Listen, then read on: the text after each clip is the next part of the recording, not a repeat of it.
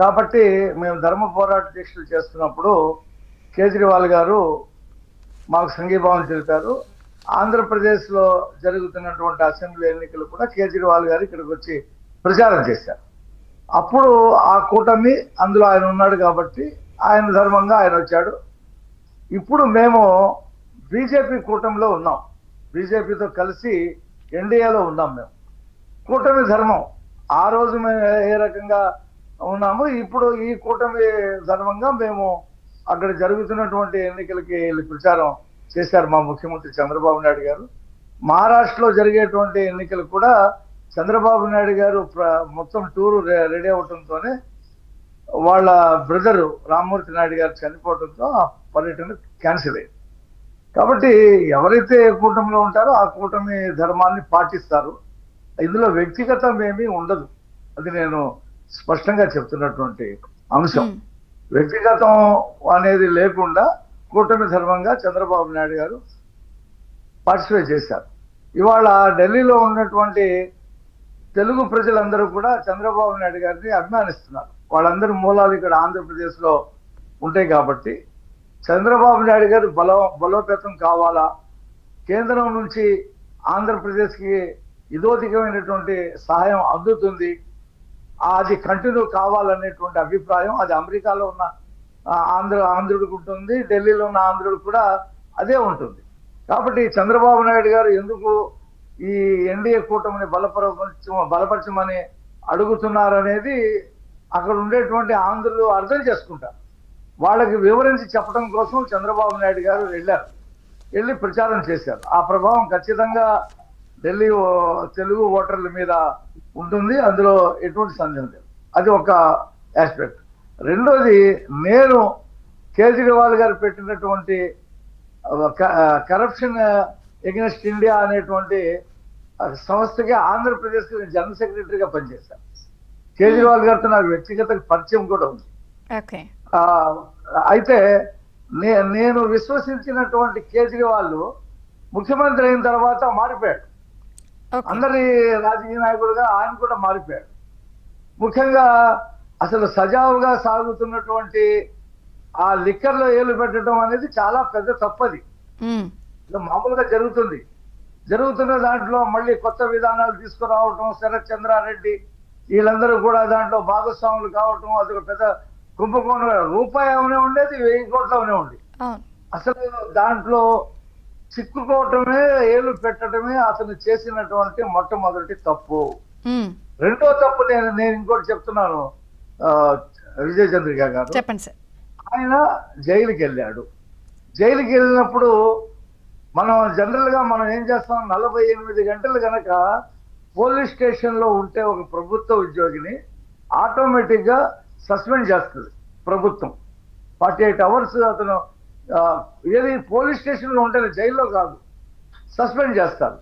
ఈయన 6 నెలలు జైల్లో ఉండి పరిపాలన గాలికి వదిలేశాడు. ఉప ముఖ్యమంత్రి జైల్లో ఉన్నాడు, నాథుడు లేడు అక్కడ. 6 months ఎవరు పట్టించుకోలేదు. ఎప్పుడు ఆమెను పెట్టాడు అక్కడ ఇప్పుడు ఉన్నటువంటి ముఖ్యమంత్రిని. ఆయన జైలు నుంచి బయటకు వచ్చిన తర్వాత ఆమెను పెట్టాడు. అంటే నీకు నువ్వు జైల్లో నేను వెళ్ళిపోయాను కాబట్టి మీరు ఒక నాయకుడిని, ఫలానా నాయకుడిని ఎన్నుకొని పరిపాలన మీరు సజావుగా సాగించండి, మనం చట్టపరంగా మనం కోర్టులో ఫేస్ చేసి నేను బయటకు వస్తాను, వచ్చిన తర్వాత మళ్ళీ నేను పగ్గాలు చేపడతానని చెప్పాలి కదా. అది నైతిక బాధ్యత కదా.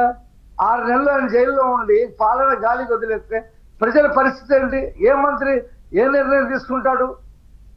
అంటే ఆయన మీద వచ్చిన అవినీతి ఆరోపణలు లేకపోతే ఆ కుంభకోణాలు ఇవన్నీ కూడా ఆయన ముంచేస్తాయని భావిస్తున్నారు. అంటే మూడు టర్మ్ 2013లో కాంగ్రెస్ ని దింపేసి వచ్చినటువంటి ఒక హైప్ తో వచ్చిన ఆయన ఈ రోజు ఈ ఆరోపణలతో దిగిపోతారంటారా? ప్రజలు అవన్నీ పరిగణలోకి తీసుకుంటారా? అది నేను చెప్పినటువంటి రెండో మైనస్ పాయింట్. అది ఓకే. మూడు ఆయన కేంద్రంతో నిరంతరం తగువ పెట్టుకోవటం వల్ల ఏమైంది, కేంద్ర సహకారం లేకుండా పోయింది. ఇవాళ చెత్త విపరీతంగా ఢిల్లీలో పెరిగిపోయింది. అక్కడ దాన్ని నిర్మూలించేటువంటి 16 నెలలుగా అతను లేడు, అక్కడ నాదుడు లేడు. సరే పొల్యూషన్ అంటారా, అది ఇతర రాష్ట్రాల నుంచి చెరుకు తోటలు కాల్చడం వల్ల వస్తున్నటువంటి పొగ Pollution అది. అది జాతీయ సమస్య, అది ఢిల్లీ సమస్య కాదు, పంజాబ్ హర్యానా నుండి వస్తున్నటువంటి సమస్య. ఏమైనా సరే నువ్వు ముఖ్యమంత్రిగా ఢిల్లీ ప్రజలకి నువ్వు బాధ్యత వహిస్తున్నావు కాబట్టి నువ్వు కేంద్రంతో విభేదించే అంశాల్లో విభేదించాలా, కేంద్ర సహకారం తీసుకొని పనిచేసే అంశాల్లో పనిచేయాలా. నువ్వేం చేసావు, నీకు ముఖ్యమంత్రి అవడంతోనే ప్రధానమంత్రి కావాలనేటువంటి కోరిక నీలో వచ్చేసింది.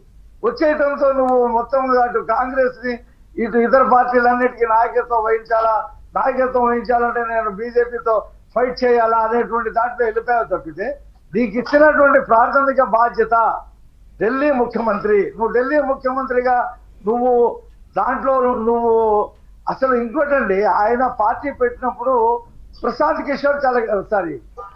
భూషణ్ చాలా కీలకమైన పాత్ర పోషించాడు.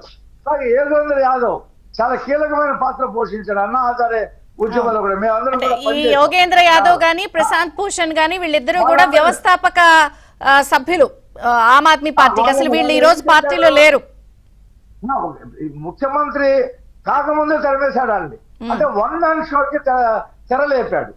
నేను అనేది ఏంటంటే ఎన్ని కూడా నువ్వు ఏం చెప్పావో నువ్వు ఆచరణలో ముఖ్యమంత్రి కాకముందే వాళ్ళిద్దరిని పంపించేశావు. వాళ్ళు ఏమైనా మళ్ళీ రాజ్యసభ మెంబర్లు అడుగుతారో ఏమడుగుతారో, నాకు ఆల్టర్నేటివ్ అవుతారేమో, వాళ్ళు పాపులర్ ఫిగర్స్ అని చెప్పి నువ్వు వన్ మ్యాన్ షోకి తెరదించి నువ్వు గెలిచావు.